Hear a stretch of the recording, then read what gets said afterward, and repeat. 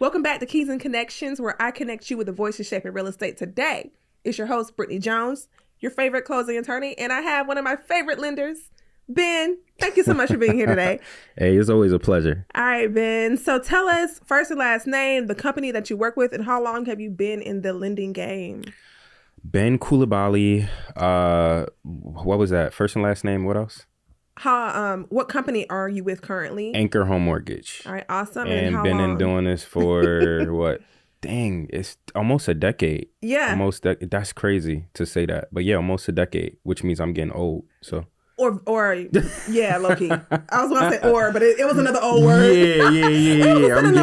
I'm getting old, but yeah, almost a decade. Yeah, I started at 23, and I'm going on 32 in January. So yeah, almost a decade. So 9 years. Okay. Yeah. All right. So Ben, I know you probably are already aware. Yeah. But recently our president threw out the idea of a 50-year mortgage. So what's your take on the 50? I think there are more cons than pros to it.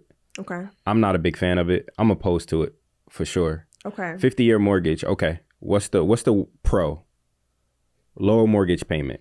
Slightly. If you really look at the numbers, depending on purchase price point, loan amount, things like that, yes, theoretically, yes, your payment will be lower. Right. But your interest rate is going to be higher. Because I have a client right now, Priscilla and I, shout out to my wife. Okay, we wifey. have a client closing tomorrow. She has a 15-year mortgage.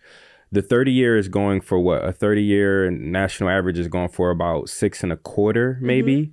Mm-hmm. She's getting a 5.5 interest rate. Yeah. So that's huge. It's significant. Yeah. If you do half. Yeah, that's huge. Of the term. But imagine now going to a 50-year, right? The national average, like I said, is about 6.25. You probably be looking at a 50-year mortgage. You're probably looking at an interest rate of close to 7%. So how much are you really saving when you look at the numbers now, right? An extra 20 years tacked on. Exactly. So you increase the term. So, I mean, the average age to purchase a home now is 40 years old. Yeah. That's what I just read. Yeah. 40 years old is the average age. So you're telling me 50-year mortgage, you're not going to... What's the average lifespan? What's the average lifespan? Don't ask 80, me. 70, whatever. I got good genes. So we the 90s. Okay, even if you live to be 100, let's say you one of those lucky people who live to be 100, you're only going to have 10 years of no mortgage. I mean, is that ideal? How are you retiring? Yeah. Right? That's the question. How are you? Ooh, clock it. Yeah. How are you retiring? How are you retiring? Yeah. With a 50-year mortgage, right? So longer term, higher interest rate, right? So right now, all that seems like the banks are just profiting. That's all it is. Yeah. Right. Off of saving $200 or $300 a month. Off of saving, which ain't really nothing. Exactly.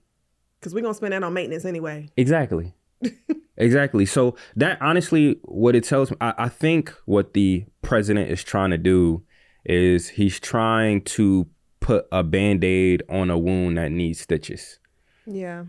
The market needs more so internal healing from what we're going through right now in terms of housing affordability than just trying to put a Band-Aid on it and say, hey, let's just, trying to turn Fannie and Freddie into, public companies and trying to make a 50-year mortgage. That's not going to be the long-term solution.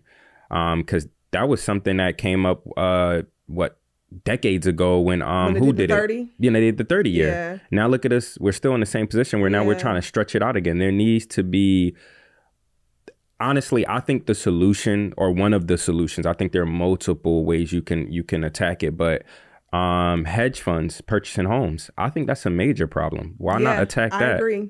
Why not attack that, right? Why do they own more property?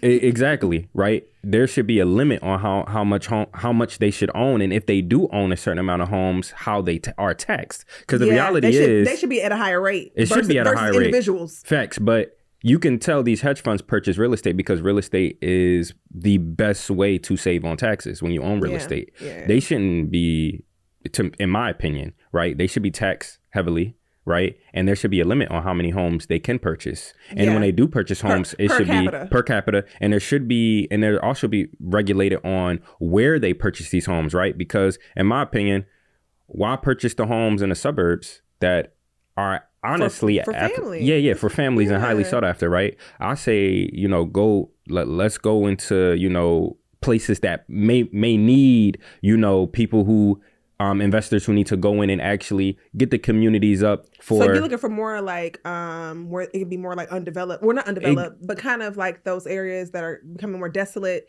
Yes.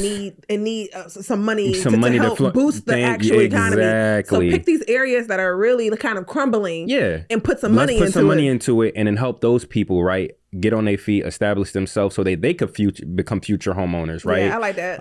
But, right now that's not the case. It's just kind of like a free-for-all, which is, in my opinion, which is why the housing market is in the state that it's in, which is not the greatest. Yeah. Yeah. From my opinion, I feel like we don't need to put more buyers into an already inflated market. I agree. That was my perspective, was like, well, all we're doing is adding more people and driving up the price, which is what we were trying to avoid.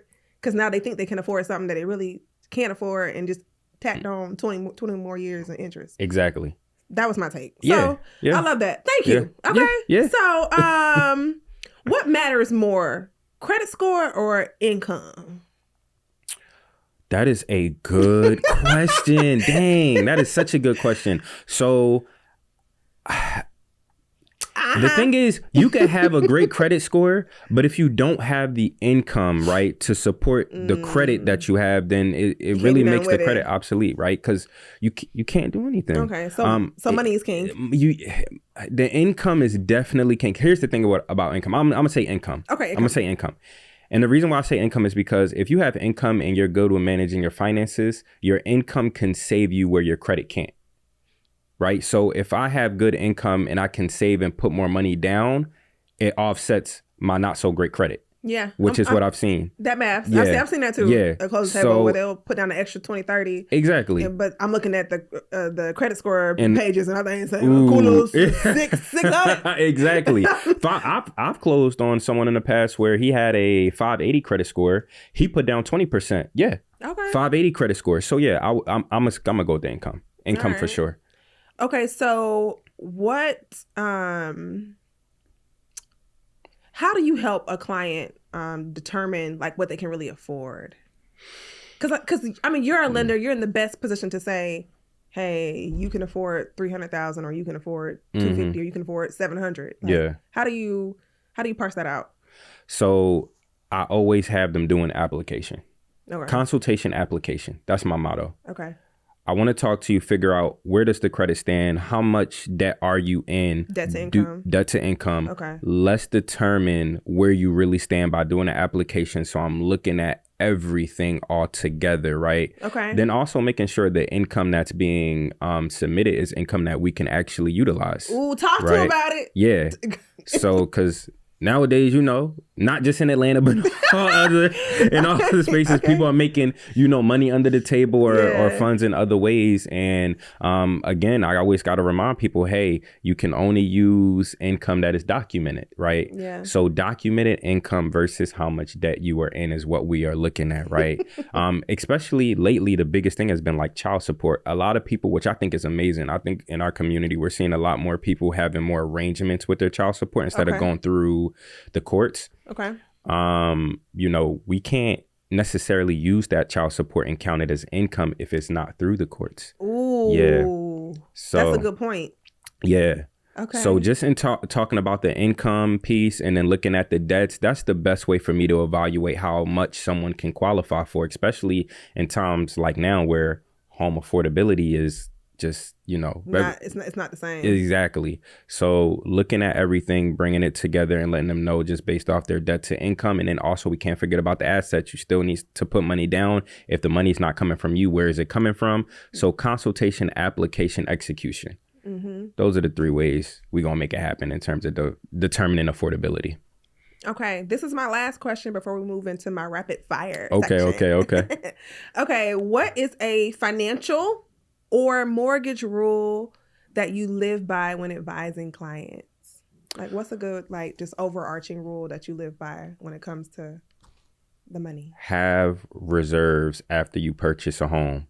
Have reserves. Have money saved up. I would not use my last to purchase a home. I agree. I would not. I agree. Investment property too. Any type of real estate. The other thing is too, I would not take out a loan for my down payment.